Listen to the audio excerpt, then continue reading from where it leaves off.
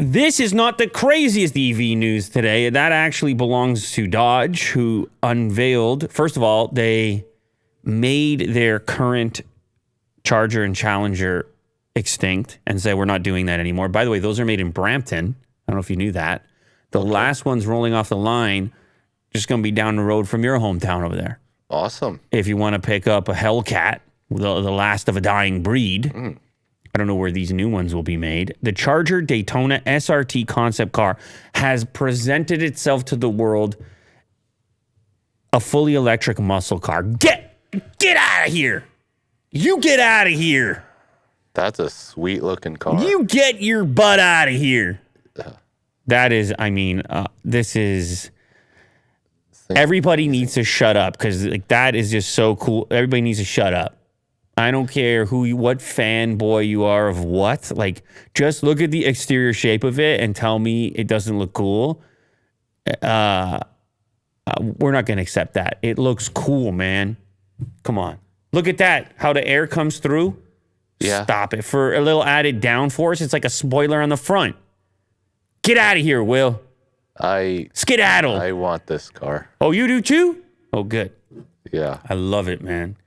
It is so cool, so ridiculous. It's somehow retro, but also futuristic. It's got everything. It's just, man, this got me all fired up this morning when I saw this. You like this vehicle? It got me all fired up. Now, it is a two-door, but it has a huge trunk because it's a hatchback, actually. Okay. Which, I pay attention to these things. I got to get the gear going as well in there. Uh-huh. And just put me down. I'm ordering this. Just put me down, dude. Put my name down, Will. Get a piece of paper and put my name somewhere. Where am I going to I don't know. I don't know where you got to put it, but just just put it somewhere. Okay. Dodge better get me this damn thing. I'll go see the concept. I don't care. I have to travel. They did an actual release. They did a video. They drove the concept car out there. And now I'm not even really upset about the Hellcat going away because there's actually an electric car which doesn't look like every other electric car. Do you know what I'm saying? Do you think they're going to convert this into like a police car as well? That looks dangerous.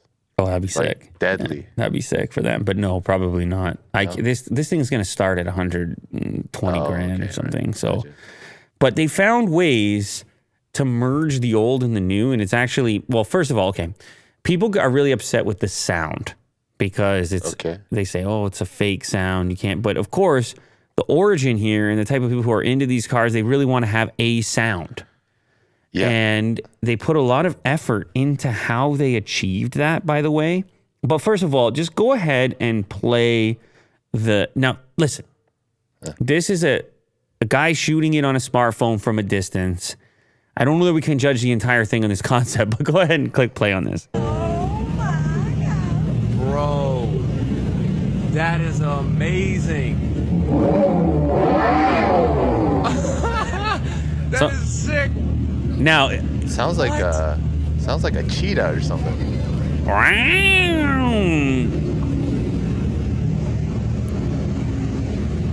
Look how slick that looks, though.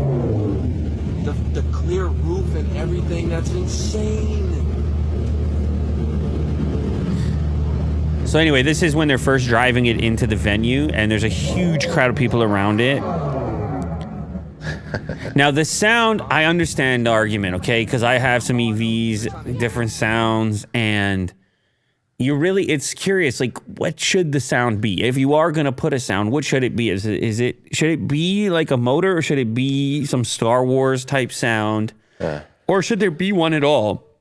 Or can you just customize your own? Or do you just pick whatever you want? But here's the key factor, and I don't know if I think you got the Motor Trend link up there. It's actually the way they implemented this. It is not like a stereo sitting under the hood, pumping out a sound. Okay. They really put some thought into how to maintain some type of muscle car DNA in a modern EV. Okay. And they believe that the sound experience is key to their brand. Would you agree with that, Will? I don't know if you've ever heard a Hellcat motor. Yeah, I'm guessing it's a really distinct sound that I can't pinpoint. It's a dominating type of rumble. And I think on that video clips, the low end didn't really come through properly. Uh-huh. But here's basically how they figured it out, all right? The industry's first exhaust system for an electric vehicle. It has an actual exhaust system. There's no speaker. The sound is actually coming out of the exhaust. Okay. Producing a similar 126 decibel sound as the one coming from today's Hellcat. Dodge calls it fratzonic chambered exhaust. Huh. When the Daytona converts electricity to power, air flows through the exhaust system and the sound produced goes through an amplifier and tuning chamber at the rear of the vehicle. You can see and feel the pressure from the exhaust coming out the back. So you can feel it. It's actually doing something. It is not just a speaker playing an MP3. Yeah. No, man, but do you feel like that kind of changes things for you a little bit? It does. If you can feel the sound and it's organic. Kind of rumble to it. Yeah. And the only thing the exhaust is doing is just amplifying an actual sound that is being created. Sure. I don't know. Like, obviously, it's not in front of me. I'm not evaluating it, but they seem to have. They've tried to find a way where there is some kind of real connection to the functioning of the car and the sound being produced. And then the other part, it has what they're calling a multi-speed transmission, because some people are going to miss the idea of shifting gears. It has electromechanical shifting, dubbed erupt. The transmission does not deliver more power, but allows the driver to feel each shift point. Wow. As if you were shifting gears. Now, I don't know, maybe you can probably turn these things off as well if you choose to, if you want to go silent mode. But they're just really trying to satisfy a clientele that has certain that enjoys certain character traits of like the DNA of classic what cars. A Hellcat is. DNA is a way to say it. So I think it's going to be a very polarizing vehicle. I think it's a love it or hate it type scenario. And I think some people who would hate it. Come on. Well, it's really anti-Tesla. I mean, it's really not like a Tesla.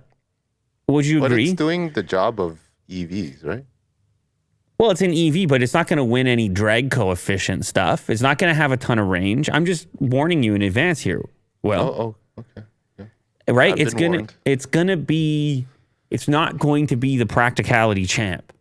Gotcha. And there's very few EVs right now that don't take big time aim at practicality. Right. Even the Model S, okay, you get the Plaid and you can get a stupid version of it, but it's still a 4-door hatchback, which has tremendous practicality.